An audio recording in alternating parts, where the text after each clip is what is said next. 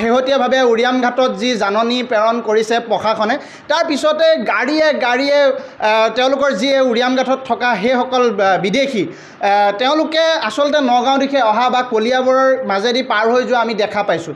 গতিকে এইসকল ক'লৈ যাব, ক'ত থাকিব?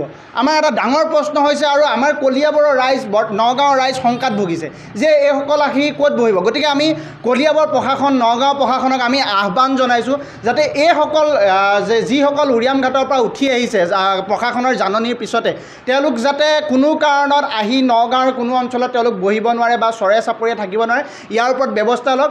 নহ'লে কথাটো একেটাই, আচলতে আপোনালোকে তাৰপৰা উঠাই দিলে আকৌ আহি কোনোবা এটা অঞ্চলত থাকিলে আকৌ তেনেকৈ 10-12 বছৰ গ'ল আকৌ তেওঁলোকে তাৰপিছত আকৌ ইয়াৰ পৰা উঠাই দিলে আকৌ গৈ তেনেকৈ অসমখনতে থাকিলে।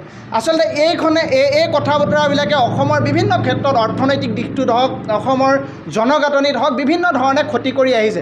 গতিকে আমি অসম জাতীয়তাবাদী যুৱ ছাত্ৰ পৰিষদ কলিয়াবৰ জিলা সমিতিয়ে আহ্বান জনাইছোঁ, দাবী জনাইছোঁ যে উৰিয়াম ঘাটৰ পৰা যিসকল বৰ্তমান উঠি আহিছে যে আপোনালোকে সংবাদ মাধ্যমে ফুটেজ লৈছে বা আমাৰো দৃষ্টিগোচৰ হৈছে তেওঁলোক কলিয়াবৰৰ মাজেৰে কোন দিশলৈ গৈছে বা কলিয়াবৰৰ কোনোবা স্থানতে তেওঁলোকে মানে থাকিব নেকি, তেওঁলোকে ইয়াতে বাসস্থান বনাব নেকি?